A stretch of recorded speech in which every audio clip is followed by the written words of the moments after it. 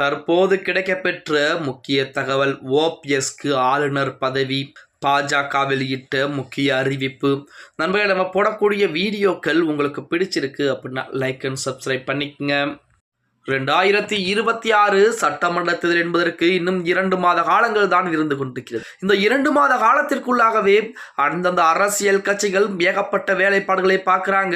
மாற்றுக் கட்சியில் கூடிய நபர்களை தன் கட்சியின் பக்கம் இழுத்துக்கிட்டு இருக்காங்க. அப்படித்தான் திமுகவின் பக்கம் வைத்திலிங்கம் இணைந்து கொண்டார். வைத்திலிங்கம் ஒருவர் இருந்தால் நமது ஓபிஎஸ்க்கு மிகப்பெரிய பக்கபலமாக இருந்திருக்கும். வைத்திலிங்கம் ஒருவர் 10 நபருக்கு சமம் என நமது ஓபிஎஸ் நினைத்துக் கொண்டிருந்தார். ஆனால் ஓபிஎஸ்ஐ புறம் தள்ளிவிட்டு திமுகவில் இணைந்து கொண்டார். தன்னுடைய மகன் அவருடைய பதவிக்காகவும் திமுகவில் இணைந்து கொண்டார் அப்படிங்கிற செய்திகள் எல்லாம் இணையதளங்களிலே உலா வந்து கொண்டிருந்தது.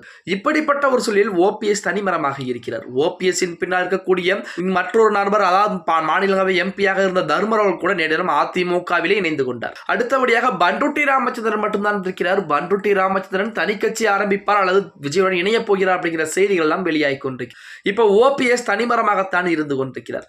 இப்படிப்பட்ட ஒரு சூழலில் ஓபிஎஸ் உடைய அடுத்த நகர்வு என்னவாக இருக்கும் அப்படின்னு பார்த்தோம்னா, அதாவது வேற எதுவும் அவருக்கு வாய்ப்பு என்பது கிடையாது. ஒன்று, பாஜகவுடன் இணைய வேண்டும், இல்லை என்றால் திமுகவிலே இணைந்து கொள்ள வேண்டும். பாஜகவுடன் இணைந்தால் கூட கூட்டணி அப்படின்ற நிலைப்பாட்டில் இணையலாம். ஆனால் திமுகவின் பக்கம் இணைந்து கொண்டால் அதிமுக இருக்கக்கூடிய அனைவருமே ஓபிஎஸ்ஐ வெறுக்க ஆரம்பிச்சிருவாங்க. அப்படின்னு தமிழக மக்களே வெறுக்க ஆரம்பிச்சிருவாங்க. அதிமுகவுக்கு அத்தனை ஆண்டு காலம் அதிமுகவிலே இருந்து கொண்டு திடீரென திமுகவிலே ஓபிஎஸ் இணைந்தால் கண்டிப்பாக அது ஓபிஎஸ்க்கு மிகப்பெரிய பதிலடியாகத்தான் மக்கள் கொடுப்பார்கள் அப்படின்னே கூட சொல்லலாம்.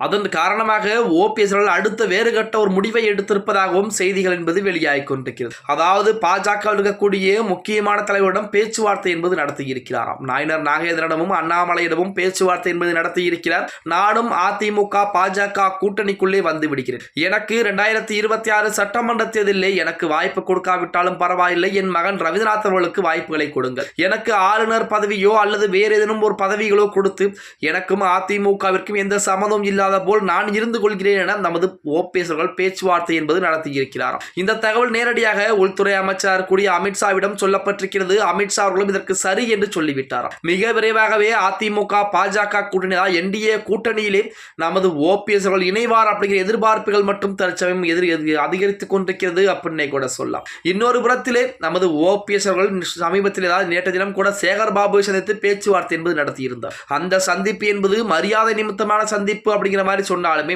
உள்குள்ளே ஏகப்பட்ட வேலை என்பது நமது ஓபிஎஸ்ஸையும் திமுகவின் பக்கம் இணைப்பதற்குரிய வேலைகளும் போய்கொண்டிருக்கிறது. இருந்த போதிலுமே ஓபிஎஸ் திமுகவில் இணைவதற்கு வாய்ப்புகள் என்பது மிக மிக குறைவு அப்படின்னு தான் சொல்லியாகணும். பொறுத்திருந்து பார்க்கலாம். ஓகே கைஸ், வீடியோ பிடிச்சிருந்தா மறக்காம லைக் பண்ணிருங்க. அப்படி நம்ம போடக்கூடிய வீடியோக்கள் அதே போல இந்த வீடியோ ஃப்ரெண்ட்ஸ் அண்ட் ஃபேமிலிக்கும் ஒரு ஷேர் பண்ண மறந்துடாதீங்க.